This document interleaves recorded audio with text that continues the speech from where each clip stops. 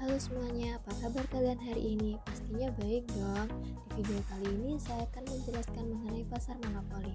Oh ya, sebelumnya perkenalkan saya Adelia Putri Siswanti dengan NIM D41191454 dari golongan D Manajemen Agroindustri Politeknik Negeri Jember. Apa sih pasar monopoli itu?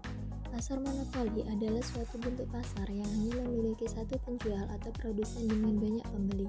Karena hanya ada satu penjual di pasar, maka ia bertindak sebagai penentu harga atau price maker. Nah, berikut adalah ciri-ciri pasar monopoli.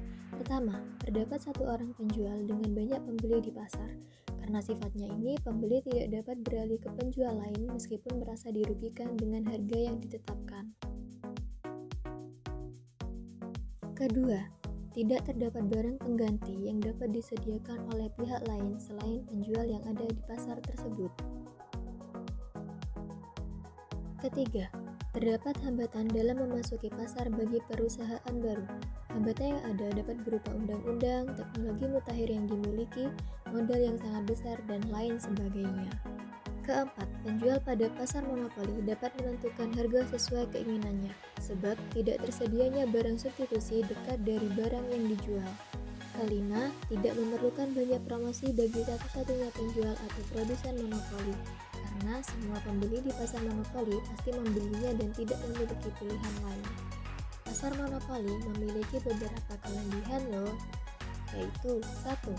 Sifat barang yang tidak memiliki barang substitusi membuat perusahaan monopolis tidak perlu menggelontorkan banyak uang untuk melakukan promosi dan iklan, agar pembeli dapat membedakan produknya.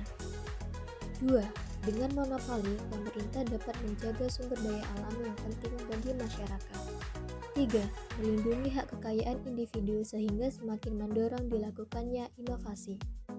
Selain memiliki kelebihan, pasar monopoli juga memiliki beberapa kelemahan juga, yaitu pertama, keuntungan terpusat ada di produsen, karena konsumen tidak memiliki pilihan selain membeli dari produsen tersebut untuk memenuhi kebutuhannya. Kedua, pembeli tidak dapat berpindah ke penjual lain meskipun harga yang ditetapkan dirasa mahal. Ketiga, karena produsen dapat menetapkan harga dengan mengurangi atau meningkatkan jumlah produksi, dimungkinkan produksi tidak dilakukan secara optimum dan efisien. Nah, pasti kalian bertanya-tanya kan, apa aja sih contoh pasar monopoli di Indonesia itu? Yuk kita simak contoh-contohnya. Contoh pertama, yaitu PLN.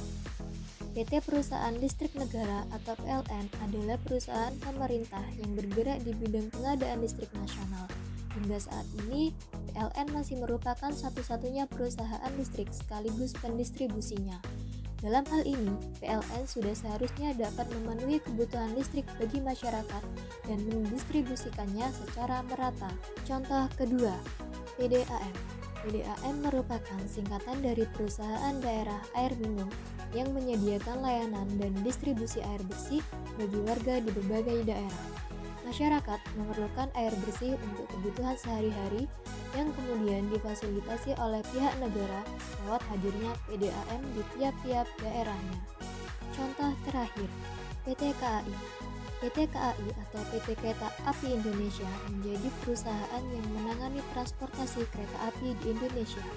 Operasional dari PT KAI juga termasuk dalam contoh pasar monopoli, karena hanya PT KAI saja yang diberikan wewenang dan legalitas untuk menyediakan layanan transportasi darat via kereta api di Indonesia.